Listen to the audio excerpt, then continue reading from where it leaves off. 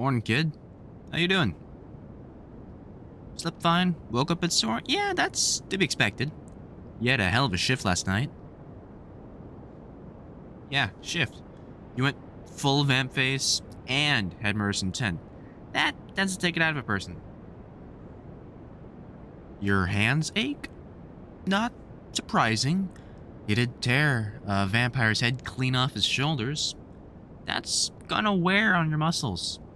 You'll be fine soon, don't worry. Vampire healing, kid. That has to be some perk to losing your UV privileges. You're glad this happened this time of year? Yeah, autumn's a better year to get used to it all. Less sunlight and warmer clothes. Yeah, we'll figure it out what to do in summer. Don't you worry. Glad you slept okay, though. Oh, you're up for an hour after I chivied you off the bed? Yeah, well, it was 3 a.m. when we woke up on the sofa. Well, good for you, kid, being able to stay asleep curled up on the sofa. But I'm old, and these bones would complain like a Karen in a coffee shop with the wrong type of sprinkles. I need a proper bed for the night. But you slept okay afterwards, though, right? Good. I thought it would be all the nightmares and horror, which, to be clear, perfectly acceptable. Last night was a lot. It was a lot for me, and I've been around this for a while. Thanks for asking, but I'm okay. Just worried about you, really. I'm not worried about you losing control, at least not in everyday situations. And you're clearly not a threat to me, given how fast you snapped out of it, and you're immediately you again. What did you end up Googling? You know what? That's a good idea. Given what the vampire's questioning said, familiarizing yourself with the Fey realm, good call. Just be careful. There is a ton of bullshit on there. So, let's see what you got. Okay, yeah, salt for protection. Never owe them anything, including food. You have to make it very clear. If you are accepting hospitality, there are no claims that can be placed on you if you accept. That is really important. Iron does repel them, but you need to know it will also severely piss them off. That is a last resort and last resort only.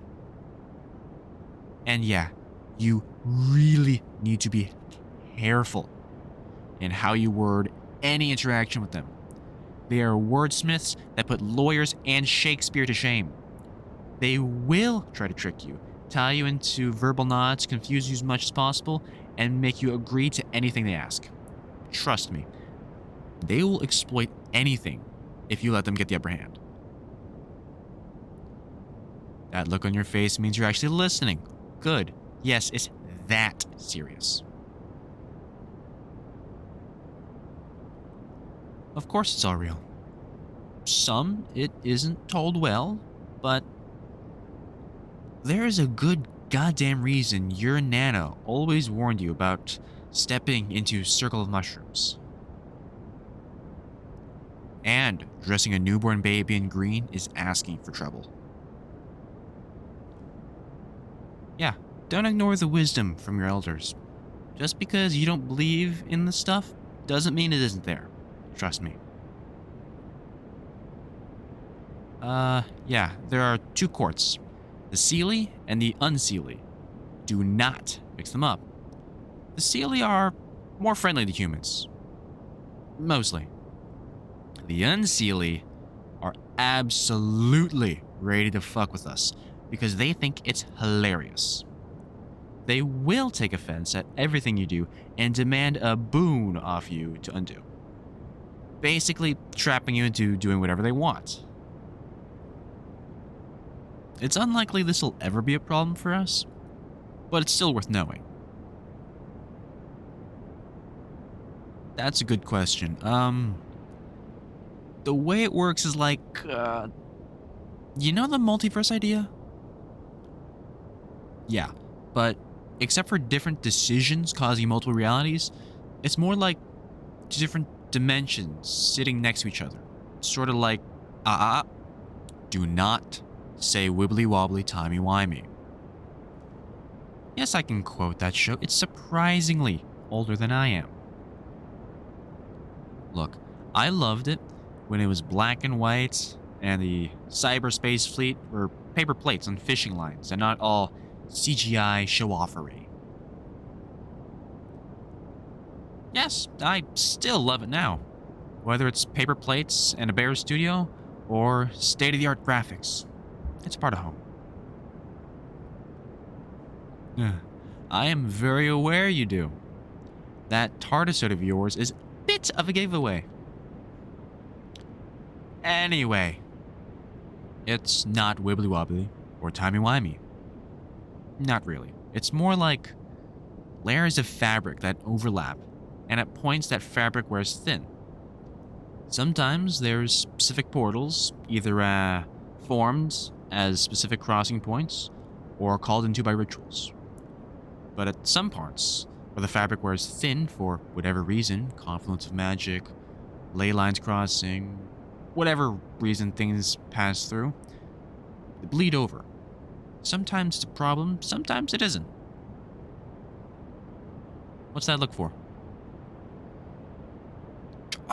No way. Fuck off. You've seen Sapphire and Steel? I was trying to be all wise and knowledgeable and sound like I know about shit, but no. You weird child out of time that you are has seen the obscure TV show that uses worn fabric metaphor to explain how it breaks time. I am so pissed off right now. It's not even funny. You can stop laughing, you smug little brat. Yeah, laugh it up. But it is a good explanation. Anyway, before I was so rudely interrupted by a fucking know-it-all over there, I was trying to explain how the Fey world and ours work together. It's like, there's the Fey world where magic really is everywhere. And then there's our world. It's like we've forgotten it as a species, or at least how it works and feels. Probably because we're not so outdoorsy anymore. I mean, it's pretty simple. If you're out in nature, you feel far more connected to stuff. And I don't mean that muddy, hippy-dippy, tree-hugging bullshit. I mean people were just more connected to nature than they are now. Lived by the seasons. You know, good harvest, bad harvest. You're damn right you'd make offerings if a good summer was all it stood between you and death in winter. People made offerings, people worshipped nature and the power it held. Whether it was the hearth of a fairy for a good fire each day, or a summer goddess to feed your kids in the Yule. Even at just a grove of trees, you pay your respects. You don't know how they could make your life better, per se, but they can always make it worse. It just made sense not to add more problems to your plate. We, as modern humans, we've just forgotten it. Yeah, I think magic's still around. We just don't have any people to tune in with it anymore. There's some, sure, but I'm not really one of them. It's not my area of expertise. Me? I hunt vampires. That's my general field of operation. Keep myself aware of all other stuff, of course, but that's what I focus on. Watcher's Council isn't not gonna fucking stick, kid. But fine. Yeah, the others have different specialties, like I said. In our world, because of the covenant break by the Romans, we've got supernatural creatures that just live here. Under the radar, naturally, and don't usually cause a problem. Like I said, we're not all hunters. I am because vampires are really dangerous.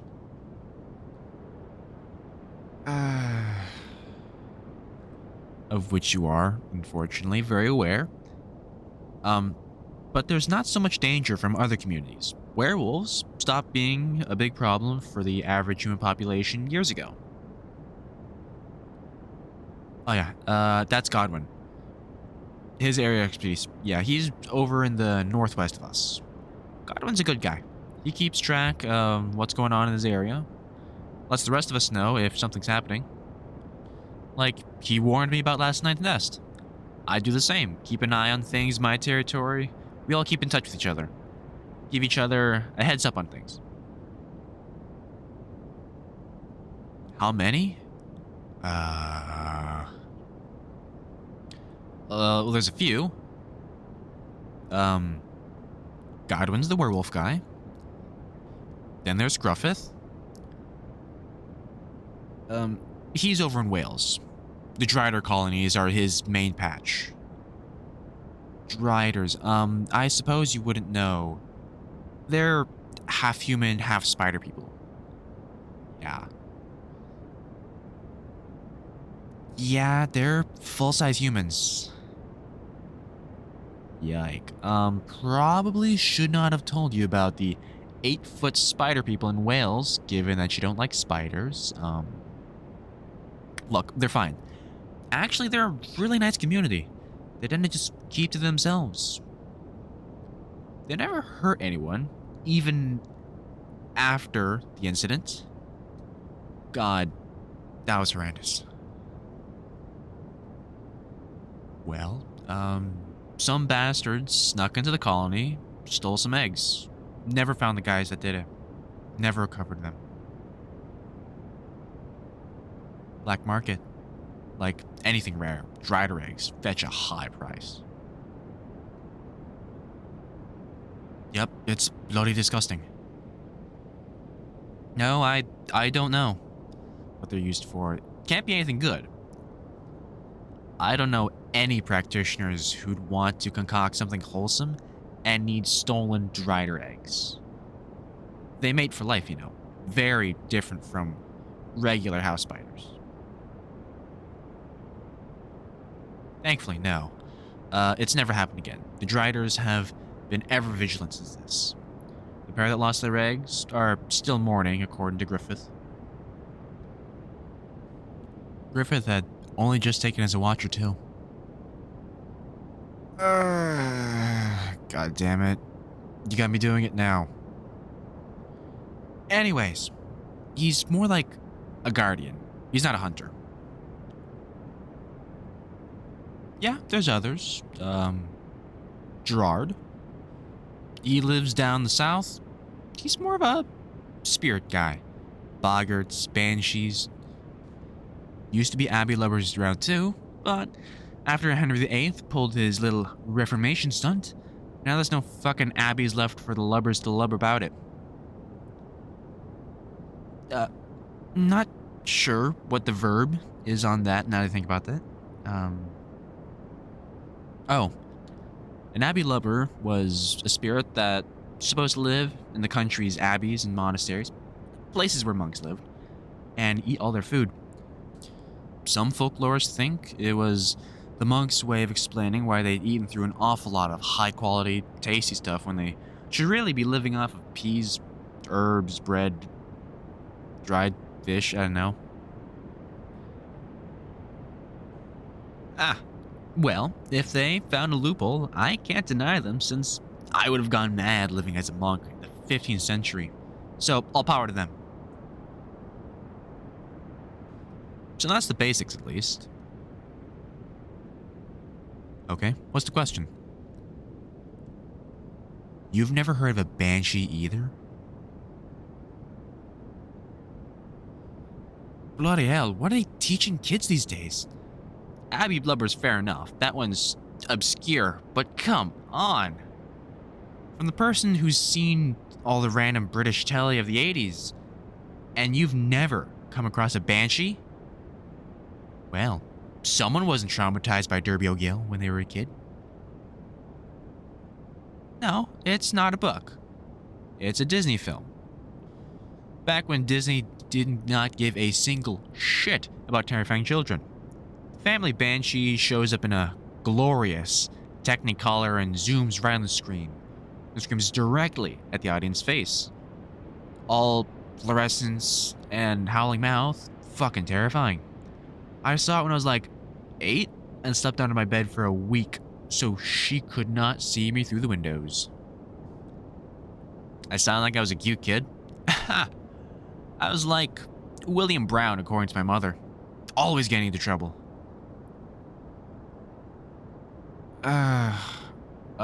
William Brown. Just William?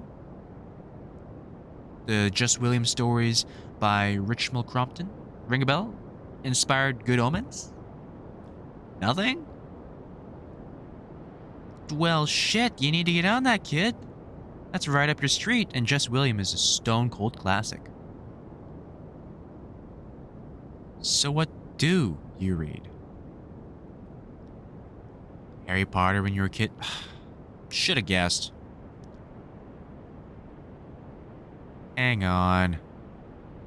Banshees and boggarts are in those books. Oh, so now you remember. I say, it's in Harry Potter, and you're immediately on board? Fucking hell, could have saved myself the bother. Yes, I've read Harry Potter, sue me. If someone's rewriting British folklore for a new generation, then I need to know what's being spread so I have an idea of what nonsense I have to deal with.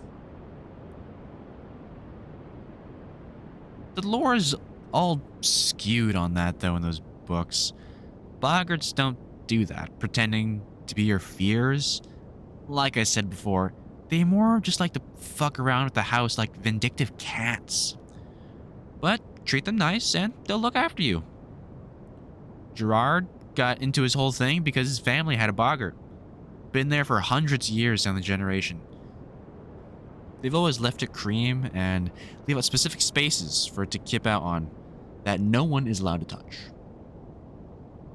In return, they've always been lucky. House fires start, then is immediately put out by a sudden gust of icy wind. Gerard, as a kid, apparently tripped and should have smashed his face open badly on the edge of a stone fireplace, but just bounced off the wall. Theirs is particularly friendly, and the family's gone to extra efforts to keep it that way. Yeah, it likes to help around the house, but it hasn't gotten the hang of it. It used to wash the eggs, but that just made them go bad. Gerard's gran got fed up and quietly bought about 12 ceramic eggs and left those out, and kept those ones in the pantry. It's still washing them every day, according to him. Fine, what else? What about my comrades? Yes, all our first names begin with G. So? No, that wasn't deliberate. It was a coincidence that two of us picked G-starting names as our general alii, and the others thought it'd be funny to join in. And why, pray tell, are you laughing now? You did not just say we sound like a tribute band, the Four Guardians of the Apocalypse. You have got way too much sass in you for this early in the morning. Aging rock bad indeed, the cheek of you. What, you can easily see me in electric guitar? I got that cool seen the world rock and roll vibe? Alright. You're slowly redeeming yourself, kid. But for your information, actually, I was in a punk folk metal band. No, I'm not making that up. Yes, it is a very real genre, and yes, I played the fiddle.